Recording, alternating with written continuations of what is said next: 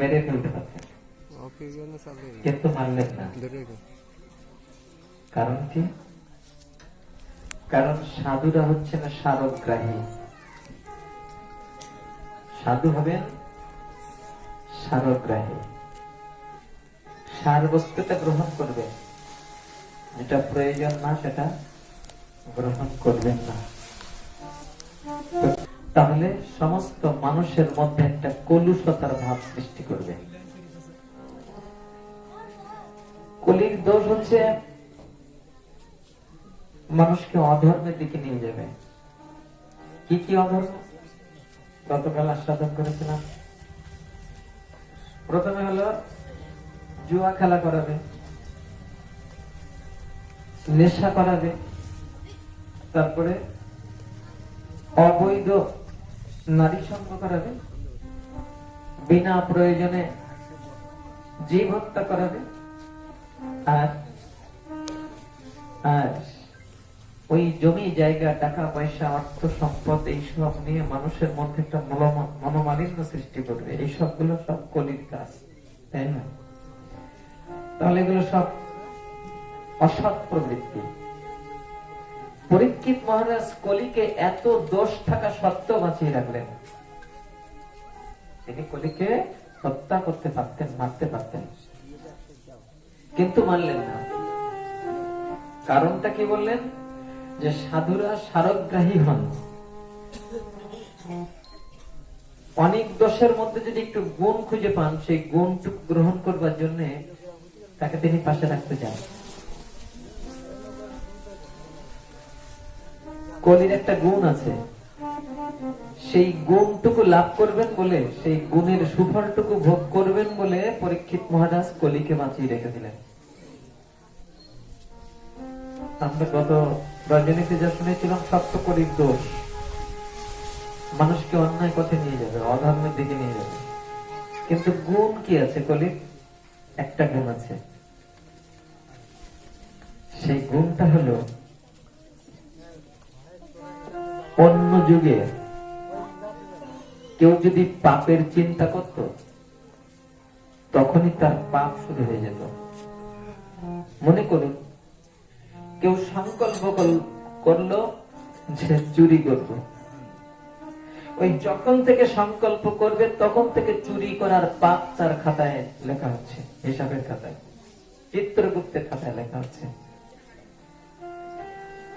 তখন থেকে, যখন থেকে চুরি করবার জন্য সে সংকল্প করেছে।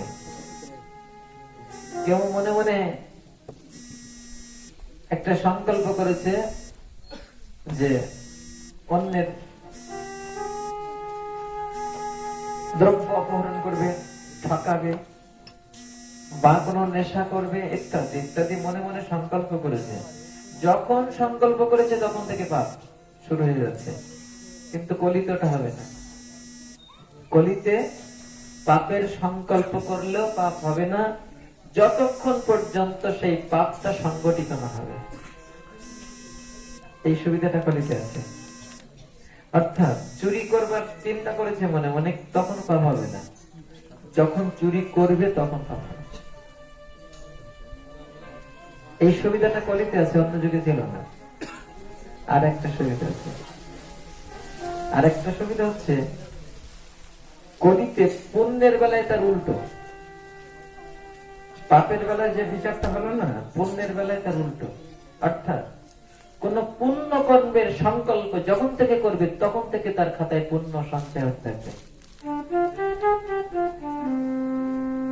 অর্থাৎ আপনি মনে মনে সংকল্প করেছেন একটু ভাগবত পাঠ শুনতে যাব, অন্তর থেকেই সংকল্প করেছেন, এর মধ্যে কোনো চাতুরতা ছিল না, চালাকি ছিল না, মনে মনেই সংকল্প ছিল আন্তরিকতার সাথে একটু ভাগবত শুনতে যাব। কোনো কারণে আপনার শুনতে আসা হলো না, বিপদে পড়েছেন। এই তো গত রাত্রিতে ভক্তদের মুখ থেকে যা শুনলাম, সত্যি আপনারা অনেক কষ্ট করে যারা দূর থেকে আসছেন, আমি হলে এত কষ্ট করে যেতে পারতাম না হয়তো। ভক্তরা বলছে, শুনে আমার কেমন যেন নিজের কাছে একটু অপরাধী বোধ হচ্ছিল, এই জন্য যে এখানে ভক্ত সমাবেশ কম হচ্ছে, তাই আমাদের খারাপ লাগছে। অথচ ভক্তরা কত দূর থেকে এমনকি জীবনের ঝুঁকি নিয়ে পর্যন্ত তারা আসছেন ভগবত শ্রবণ করতে। গিয়ে দেখবেন যে উনানে জল ঢুকেছে, যে খাটের উপরে শুয়ে থাকবেন সে খাটের পায়ার গোড়ায় জল এসেছে। এরকম বিপদের মধ্যে থাকলে আমি আর এত ভাগবত শুনতে যেতাম না, কিন্তু আসছেন এত ঝুঁকি নিয়ে। আবার রাত্রিতে এই নদী পথে ঝুঁকি নিয়ে যেতে হবে, তবু আসছেন। আপনাদের ভক্তির কাছে, ভাগবত প্রীতির কাছে হেরে গেলাম সত্যি।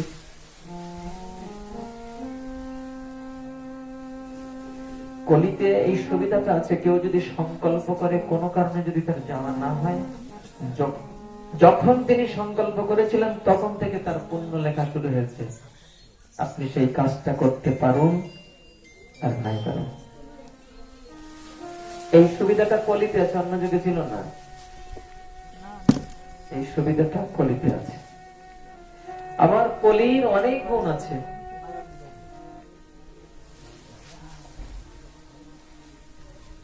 অন্যান্য যুগে যাগ যজ্ঞ হোম তপস্যা পূজা পার্বণের দ্বারা যে ফল লাভ করে যেত,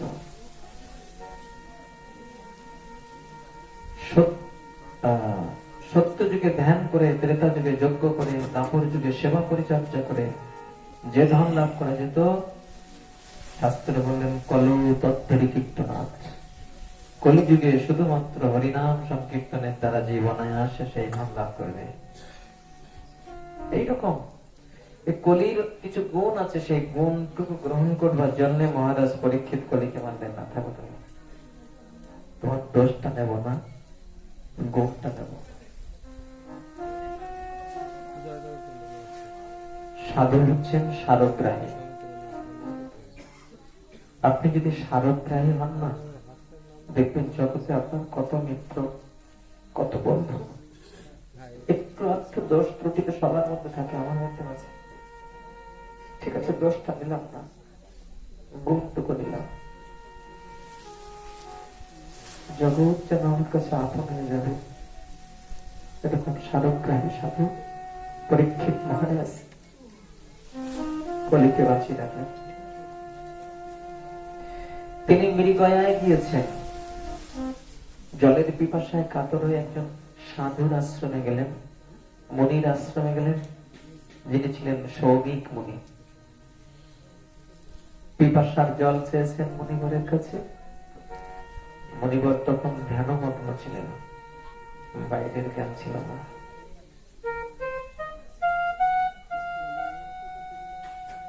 তন্ময় হয়ে তার আরাধ্য সত্তাকে দর্শন করছেন। আর সেই সময় রাজা জল চাইছেন, কিন্তু মুনিবরের তো বাইরের জ্ঞান ছিল না, তিনি শুনতে পাননি, জল দিলেন না। আর রাজা ভাবলেন মুনিবর আমাকে অবজ্ঞা করেছেন, এতবার জল চাইলাম অথচ তিনি দিলেন না, ঠিক আছে আমিও প্রতিশোধ নেব। দূরে তাকিয়ে দেখলেন একটা মরা সাপ পড়ে রয়েছে। সেই সাপটা ধনুকের অগ্রভাগে করে তুলে এনে মনিবরের গলায় পেঁচিয়ে দিয়ে গেলেন, দিয়ে চলে গেলেন। মুনিবর তখনও ধ্যানমগ্ন, কিচ্ছু জানেন না। মুনিবরের ছেলের নাম ছিল শৃঙ্গী। একটু দূরে খেলা করছিলেন খেলার সাথীদের সাথে, বালক। শৃঙ্গীকে তার খেলার সাথীরা ডেকে বলল, শৃঙ্গী যে দেখ তোর বাবার গলায় সাপ পেঁচিয়ে দিয়েছে রাজা। শৃঙ্গী ছুটে এসেছে, এসে দেখলেন সত্যি তো বাবার গলায় মরার সাপ পেঁচানো রয়েছে। দীর্ঘশ্বাস ছাড়তে ছাড়তে শৃঙ্গী দিলেন অভিশাপ। অভিশাপ দিলেন, কি অভিশাপ?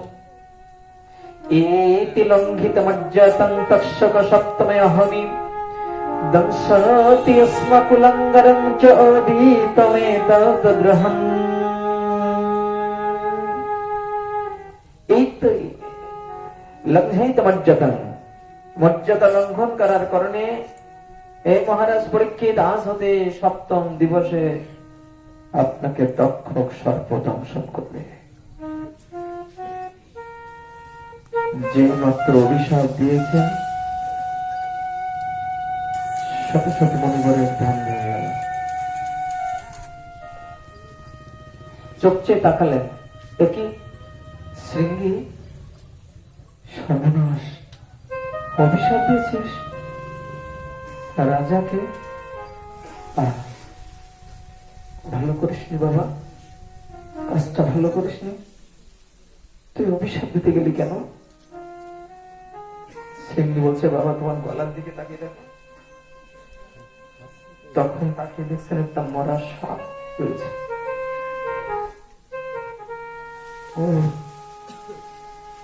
এই জন্য তুই রাজাকে অভিশাপ দিলি, রাজার মৃত্যু হবে তক্ষক দংশনে করে। আমার মতো একজন সাধু যদি মরে যেত তাতে জগতের এমন ক্ষতি হতো না, কিন্তু যে রাজ্যে রাজা না থাকে সেই রাজ্যে বিশৃঙ্খলা দেখা দেয়। যত দুষ্ট মানুষের অত্যাচার বেড়ে যায়, সাধুরা কষ্ট পায়। যদি পরীক্ষিত মহারাজের মতো ধার্মিক রাজা এই রাজ্যে না থাকতেন তাহলে আমি এমন নির্বিঘ্নে বসে বসে ভগবানের ধ্যান করতে পারতাম না। কেমন দেখুন তো সাধের লক্ষ্য। যে রাজা তাকে অপমান করেছে, গলায় মরার সাপ পেঁচিয়ে দিয়েছে, তিনি তার গুণের কথা বলছেন যে পরীক্ষিত মহারাজের মতো এরকম ধার্মিক রাজা যদি রাজ্যে না থাকতেন তাহলে আমি এত নির্বিঘ্নে বসে বসে ভগবানকে রাখতে পারতাম না। আমিও প্রতি অভিশাপ দিচ্ছি, আজ থেকে ব্রাহ্মণের শিশুপুত্রের অভিশাপ আর ফলপ্রসূ হবে না।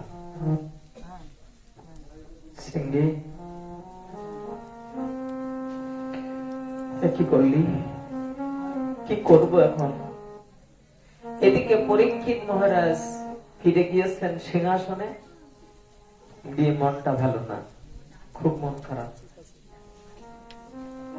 মন খারাপ কেন? কি করলাম জানি? যে বংশে আমার জন্ম হয়েছে, এই বংশে আমার পিতৃপুরুষগণ সবসময় ব্রাহ্মণদের সেবা করতেন, আর আমি সেই বংশে জন্ম নিয়ে ব্রাহ্মণকে অপমান করেছি। কি পাপ, কি অন্যায়! এই পাপের প্রায়শ্চিত্ত আমি কি করে করব?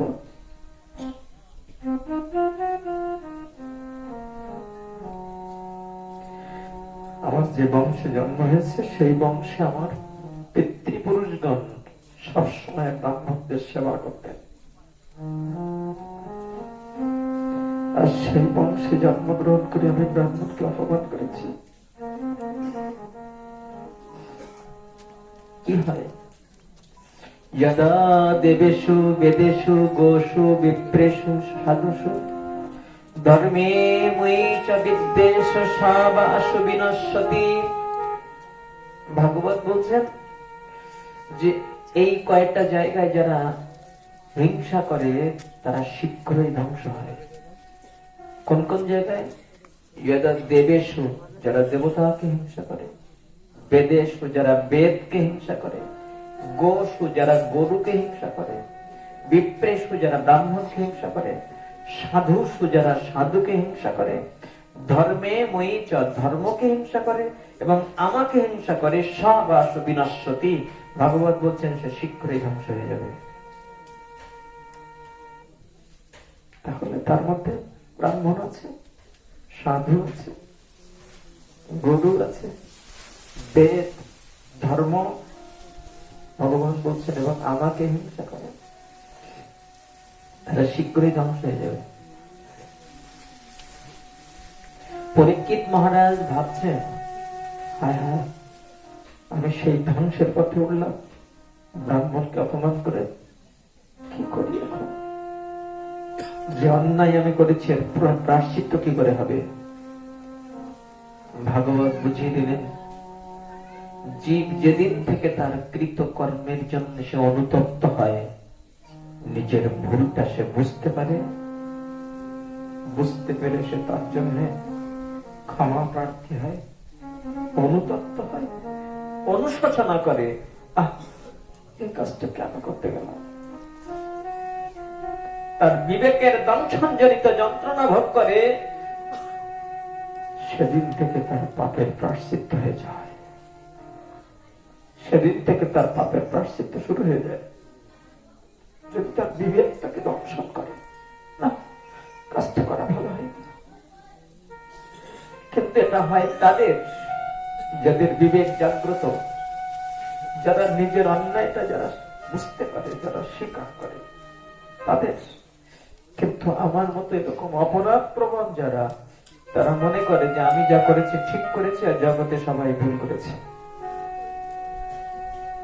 নিজের ভুলটা যারা ধরতে চায় না, নিজের আত্মবিশ্লেষণ যার নেই, নিজের বিবেকের জাগ্রত বিচার যার নেই, তার পাপটা এইভাবে বাড়তেই থাকে।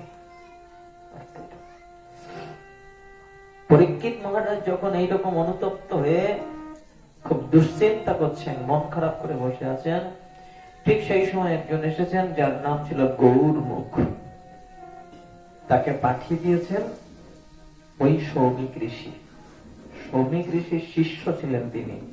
গৌরমুখকে পাঠিয়ে দিয়েছেন এই জন্য যে গৌরমুখ শীঘ্রই যা, পরীক্ষিত মহারাজ তো 7 দিন বাঁচবে, তুই বলে আয় তাকে যে মহারাজ আপনার আয়ু আর মাত্র 7 দিন।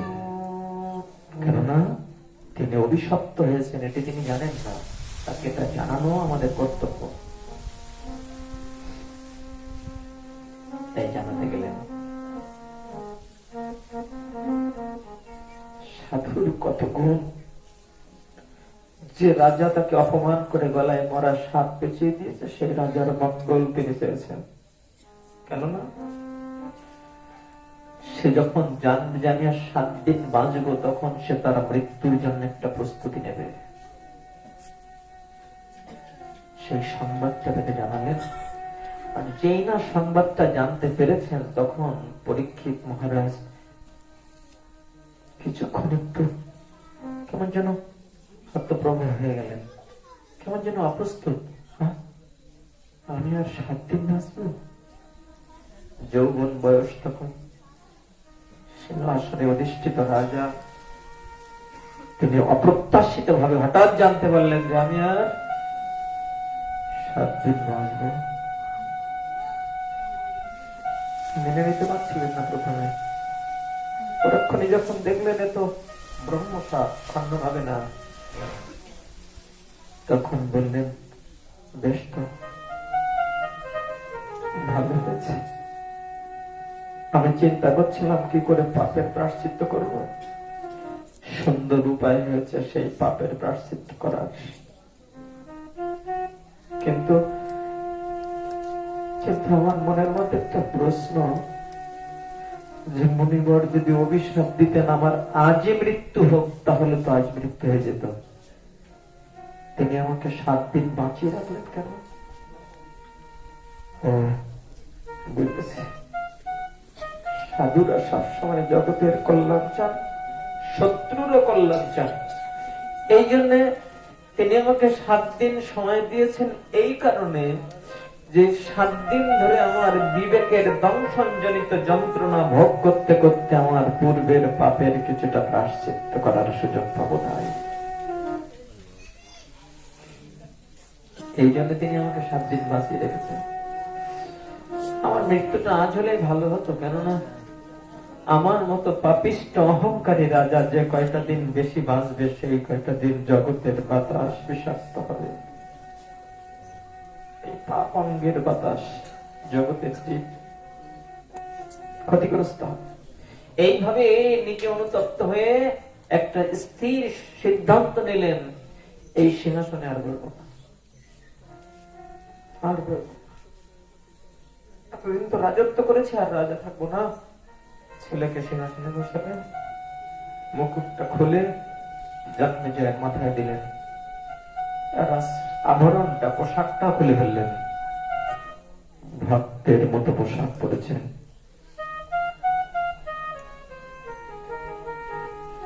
সারা জীবনের মতো এই রাজ সিংহাসন ছেড়ে দিয়ে ওদের কাছ থেকে চিরবিদায় নিয়ে আর আসবো না। তোরা ধর্মের পথে থেকে চলিস, এই বলে চিরবিদায় নিয়ে চলে গেলেন গঙ্গার তীরে। সংকল্প করলেন, ক্ষুধার অন্ন আর মুখে দেব না, পিপাসার জল আর পান করব না। যে কটা দিন বাঁচি সেই কটা দিন ওই গঙ্গার তীরে গিয়ে থাকবো সাধুর চরণ সান্নিধ্যে।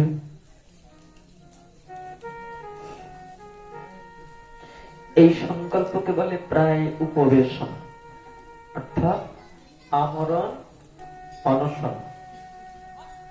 যে মৃত্যুর পূর্ব পর্যন্ত আমি অনশন ব্রত পালন করব, ক্ষুধার অন্ন আর মুখে দেব না, পিপাসার জল আর পান করব না। কেননা এই ক্ষুধা তৃষ্ণায় আমার কাল হয়েছিল। ক্ষুধা তৃষ্ণায় কাতর হয়ে আমি মুনিবরের গলায় মারা সাপ পেঁচিয়ে দিয়েছি।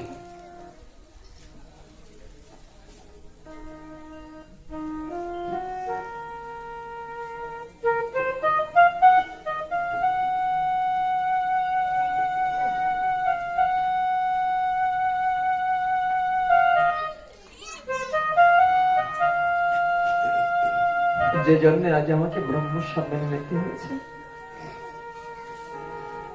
আমি যে কটা দিন বাঁচি গঙ্গার তীরে গিয়ে বলবো প্রায় উপবেশন সংকল্প নিয়ে। সংবাদটার সাথে সাথে চারিদিকে প্রচার হয়ে গেল। সমস্ত সাধু সজ্জন সবাই সেখানে চলে এলেন, যারা শুনতে পেয়েছে। কারণটা কি? তারা ভাবলেন পাণ্ডব বংশের উপরে ভগবানের এত কৃপা যে পাণ্ডব বংশকে তিনি ছায়া তলে রেখেছিলেন, কৃপার ছায়া। সেই পাণ্ডব বংশের একমাত্র প্রদীপ ব্রহ্ম সাপে নিভে যাবে, সর্পদংশনে। নিশ্চয়ই এই অভিশাপের মধ্যেও কোন মঙ্গল আছে। ভগবান তার ভক্তকে যদি বিপদে ফেলে তাহলে বুঝতে হবে এই বিপদের মধ্যেও কোন মঙ্গল আছে। তাই কি মঙ্গল আছে সেটি দেখবার জন্য সমস্ত সাধু সজ্জনেরা সব গঙ্গার তীরে এসে পরীক্ষিত মহারাজের পাশে এসে বসলেন। যখন বসেছেন তখন তিনি সবার কাছে জিজ্ঞাসা করছেন, হে মুনি ঋষিগণ, আপনারা আমাকে বলুন না যে আমার মতো পাপিষ্ঠের এই মৃত্যুকালে আসন্ন মৃত্যু জীবের করণীয় কি? জিজ্ঞাসা করছেন যে আসন্ন মৃত্যু জীবের করণীয় কি, মৃত্যুকাল যার নিকটে তার কি করা উচিত। এক একজন এক একটা পরামর্শ দিচ্ছেন। কেউ বলছেন যজ্ঞ করুন, কেউ বলছেন তপস্যা করুন, কেউ বলছেন দান করুন। এক একজন এক একটা কথা বলছেন, কোন সিদ্ধান্ত স্থির হচ্ছে না। হঠাৎ করে লক্ষ্য করলেন একটা 16 বছরের একটা যুবক ছেলে, মাথায় জটার ভার, সমস্ত দেহে ধুলামাটি মাখানো, কিন্তু দিব্য একটা তেজ যেন তার দেহের থেকে বিচ্ছুরিত হচ্ছে। হ্যাঁ, পিছনে পিছনে কিছু ছোট ছোট ছেলে মেয়েরা সব হাততালি দিতে দিতে আসছে, পাগল পাগল কোনো মনে করে। যখন নিকটে এসেছে তখন উপস্থিত সাধু সজ্জনেরা সবাই দেখলেন, কি এ তো পাগল নয়, এ তো মহর্ষি কৃষ্ণদ্বৈপায়ন বেদব্যাসের তপোসম্মত পুত্র শ্রীল শুকদেব গোস্বামী প্রভুপাদ। তখন সবাই তাকে যথাযোগ্য সম্মান জানালেন, অভিবাদন জানালেন।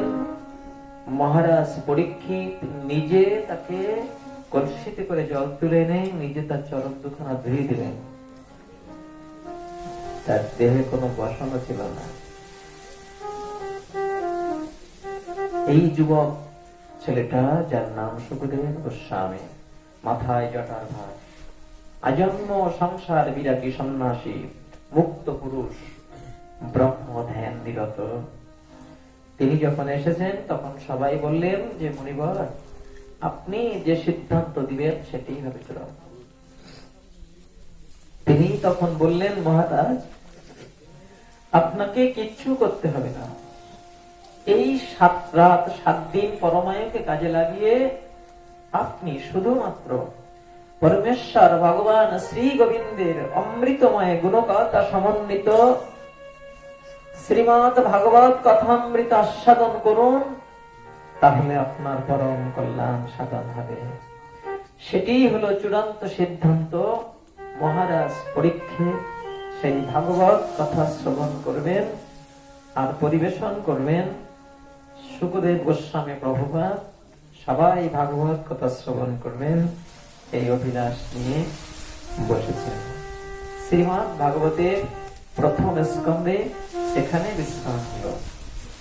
দ্বিতীয় স্কন্ধে পরীক্ষিত মহারাজের প্রশ্নের পরিপ্রেক্ষিতে সুখদেব গোস্বামীপাদ বলছেন, বরিয়ানে সুতে প্রশ্ন কৃত লোকহিতং নৃপ আত্মবিত সম্মত পুংসং শ্রুতব্যয়া বিষয়া পরহ। বরিয়ানে সুতে প্রশ্ন। সুখদেব গোস্বামীপাদ বললেন, মহারাজ, আপনার এই প্রশ্নটি বরণীয়। জীবের যত প্রকারের শ্রবণযোগ্য বিষয় রয়েছে তার মধ্যে সর্বোত্তম শ্রবণের বিষয় হচ্ছে যে আসন্ন মৃত্যু জীবের করণীয় কি। যত প্রকার জানবার বিষয় রয়েছে তার মধ্যে সর্বোত্তম হলো এই প্রশ্নটি, বরিয়ানে সুতে প্রশ্ন।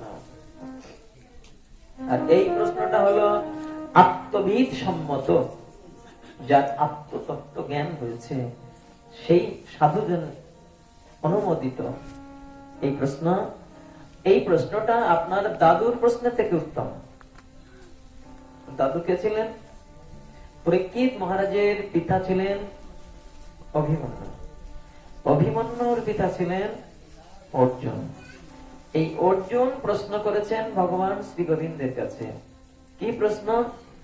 যে কৃষ্ণ, কি করে আপনজনের সাথে যুদ্ধ করব, কি করে এই রণ সমুদ্র আমি উত্তীর্ণ হব।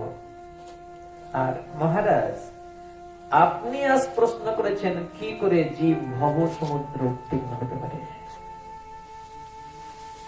আপনার দাদুর প্রশ্নটা ছিল শুধু ওই সমরাঙ্গন পার হয়ে যাওয়া, যুদ্ধক্ষেত্রটা কি করে তিনি উত্তীর্ণ হয়ে যাবেন। আর আপনি প্রশ্ন করেছেন জীব এই সংসার নামক যুদ্ধক্ষেত্র কি করে পার হয়ে যাবে। তাই আপনার দাদুর প্রশ্নের থেকে আপনার প্রশ্নটা উত্তম, এটা বরণীয় প্রশ্ন। লোকহিতং নির্ভর, এই প্রশ্নটা জগৎ জীবের জন্য কল্যাণকর। আর জীবের যত প্রকারের শ্রবণযোগ্য বিষয় রয়েছে তার মধ্যে সর্বোত্তম। শুনুন মহারাজ, নিদ্রয়া হ্রিয়তে নক্তং ব্যবয়ন চাবাবয়ম দিবাচয়াত্তে হয় রাজন কুটুম্ব ভরণেন বা। এই জগৎ জীবের দিনটা কেটে যায় কি করে আর রাতটা কাটে কি করে। নিদ্রয়া হ্রিয়তে নক্তং ব্যবয়ন চাবাবয়ম, রাতটা কেটে যায় নিদ্রার আলিশে আর রমণী বিলাসে। জগৎ জীবের রাত কাটে এইভাবে কি, এক হচ্ছে নিদ্রার আলিশে আর রমণী বিলাসে। আর দিনটা কেটে যায় দিবাচা অর্থে হয় রাজন কুটুম্ব ভরণে নবা। দিনটা কেটে যায় অর্থের পিছনে ছুটতে ছুটতে আর আত্মীয় স্বজন কুটুম্বদের ভরণ পোষণ জগতে। এইভাবে জগৎ জীবের দিন আর রাত কেটে যায়। দেহাপত্য কলত্র আদিশু সত্ম সৈন্যস্য সৎসপি তে সংপ্রমত্ত নিধনং পশ্যন্নপি ন পশ্যতি। এইভাবে দেহ পুত্র পরিজন তাদের মঙ্গল চিন্তায় এত বেশি তিনি প্রমত্ত হয়ে থাকেন, এত বেশি ব্যস্ত হয়ে থাকেন, তিনি বুঝতে পারেন না আমার মনুষ্য জীবনের